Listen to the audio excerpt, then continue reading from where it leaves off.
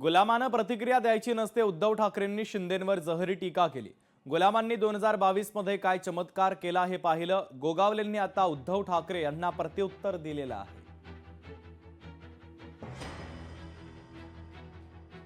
प्रतिक्रिया द्यायची नसते हे त्यांना सांगायला पाहिजे आणि गांडूळ आणि फणा काढण्याचा प्रयत्न करायचा नसतो त्यांना कोणतरी सांगा। ही जी काय प्रतिक्रिया ज्यांनी दिलेली आहे ती त्यांनाच लागू होते असं आम्हाला वाटतंय।